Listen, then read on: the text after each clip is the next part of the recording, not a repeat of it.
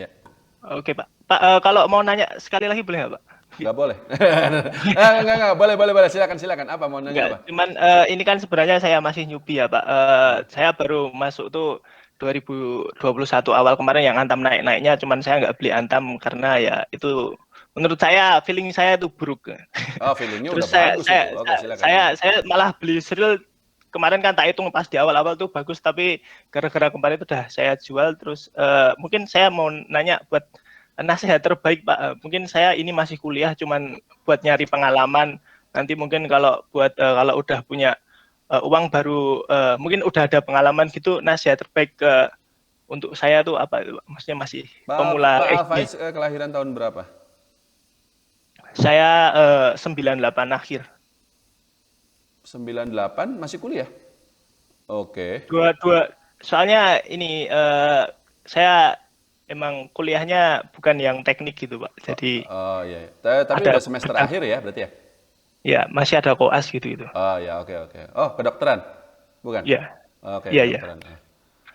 Kedokteran mah udah pasti masa depan cerah lah, nggak usah main-main saham lah. Malah jadi nanti malah pada nyangkut-nyangkut nggak karuan. Enggak, bukan begitu.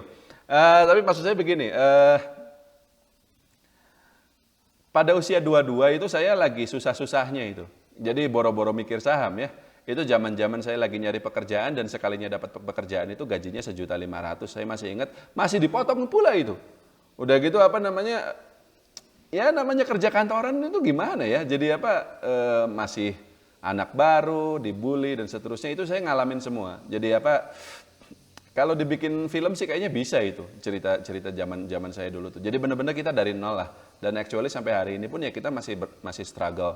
Nggak ada itu kita udah sukses atau apa enggak. Kita masih terus belajar. Nah, cuman jujur ya, kalau ditanya apakah enakan sekarang atau dulu, kok saya bisa bilang enakan dulu. Enakan waktu saya masih kuliah gitu loh.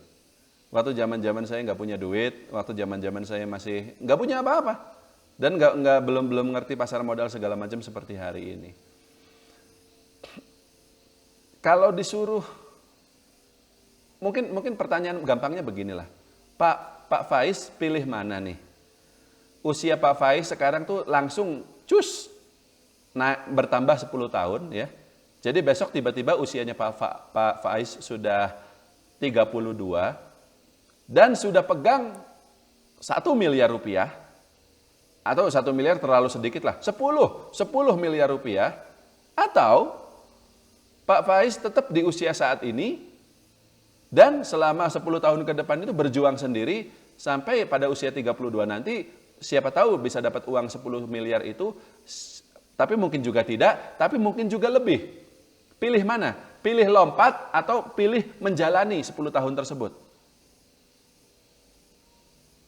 Menjalani mungkin. Menjalani.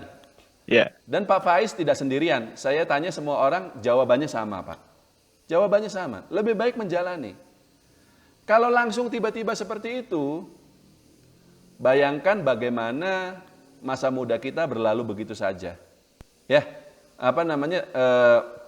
Tiba-tiba usia kita sekarang udah 30-an lah. Atau kalau saya sekarang usianya 30, tiba-tiba besok udah usia 40-an dan seterusnya gitu. Kita tidak melewati masa-masa suka duka dan segala macam yang terjadi selama periode 10 tahun tersebut gitu, seperti itu.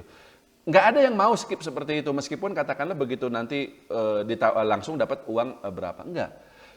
Yang juga ingin saya katakan adalah uang sebanyak apapun, cuan sebanyak apapun, habis, ya bisa dapat lagi. Bisa dapat lagi. Saya kemarin tahun 2020 rugi, ya hari ini udah cuan lagi. Ya besok bagaimana kita nggak tahu, tapi untuk hari ini dibanding 10 tahun yang lalu ya saya udah cuannya luar biasa, udah gede banget gitu. Dulu kita receh banget, ya sekarang udah agak gede lah. Nah, tapi waktu itu nggak bisa balik lagi, Pak. Hari ini Pak Faiz 22, tahun depan 23, tahun depannya lagi 24. Dan suatu hari nanti Pak Faiz nggak bisa ngaku muda lagi. Gitu. Saya pernah muda kok Pak, saya pernah seusianya Pak Faiz, 22, dan waktu itu saya, enggak 22 sih, umur 23, 24 itu saya udah lumayan ngerti pasar modal dan segala macam, udah mulai nulis di blog juga dan segala macam. Waktu itu banyak yang muji saya waktu itu, wah Pak Teguh ini, Mas Teguh ini hebat ini, masih muda tapi pengetahuannya luas segala macam. Dan dalam sekejap mata, tiba-tiba saya sekarang sudah berusia 35 tahun. Dan tiba-tiba nanti mungkin saya akan usia 40, 50, dan seterusnya. Jadi, nikmatin aja lah. Nikmatin aja. Usia 20 itu terlalu singkat untuk kita memikirkan katakanlah nanti pensiun bagaimana dan seterusnya. Karena ini usia-usia petualangan sih kalau saya bilang. Dan saya yakin teman-teman saya yang sekarang usianya udah 30, 40 setuju dengan hal itu. Iya nggak? Usia 20-an itu usia petualangan. Usia zaman-zaman di mana kita bisa, kalau saya ya, naik motor dari Bandung sampai Bali gitu. Habis itu ke luar negeri untuk pertama kalinya. Kemudian beli mobil untuk pertama kalinya, menikah, punya anak. Jadi hal-hal seperti itu justru harus dinikmati karena cuma sekali seumur hidup saat itu saja gitu. Kalau nanti pada usia 30-an ya kita sudah ini lagi lah. Banyak orang terlalu berambisi untuk sukses pada usia muda. Jadi sukses before 30 katanya. Bagus, itu benar. Kalau bisa sukses pada usia 20-an, ngapain kita tunggu pada usia 40 misalnya.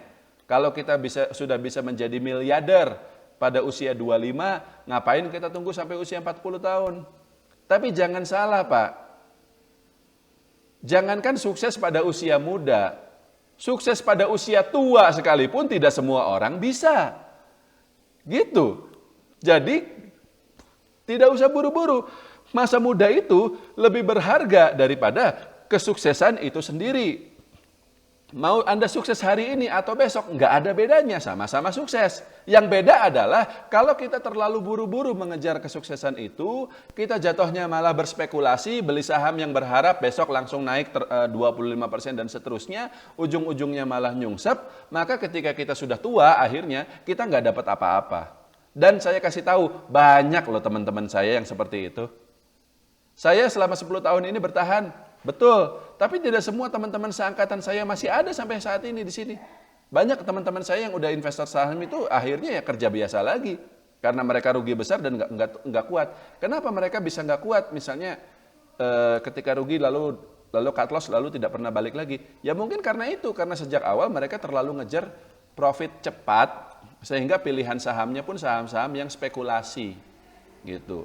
Saya entah kenapa dari dulu tidak pernah tertarik dengan profit cepat. Saya lebih suka profit pelan-pelan tapi pasti. Dan saya pikir itulah alasan kenapa saya masih bertahan sampai saat ini di pasar modal. Dan so far so good. Profit Pak, saya kasih tahu Pak, selama ini kita profit. Ada memang periode-periode di mana kita rugi, ada periode-periode di mana kita harus cut loss dengan nilai kerugian yang sampai puluhan persen. Tapi secara keseluruhan selama 10 tahun ini profit, sangat besar profitnya. Dan saya yakin Pak Faiz dan teman-teman yang lain juga bisa seperti itu. Tapi tidak dalam 1-2 hari, tidak dalam 1-2 bulan, dan bahkan tidak dalam 1-2 tahun. Melainkan 10 tahun ke depan. Dan in the meantime, selama 10 tahun itu, ya kita nikmati masa muda itu. Jalan-jalanlah, pergilah naik motor sampai kita nggak bisa naik motor lagi. Kenapa saya ngomong begitu? Sekarang kalau saya naik motor dari Bandung ke Cirebon, punggung saya sakit Pak, serius. Jadi sekarang mau nggak mau naik mobil, sekarang saya masih bisa nyetir. Suatu hari nanti mungkin saya nggak kuat lagi nyetir, saya duduk di belakang kayak juragan gitu loh. Tapi untuk saat ini saya masih bisa nyetir. Ya nikmati. Suatu hari nanti saya nggak bisa melakukan itu lagi. Kurang lebih seperti itu, Pak Faiz. Oke? Iya. Terima kasih, Pak.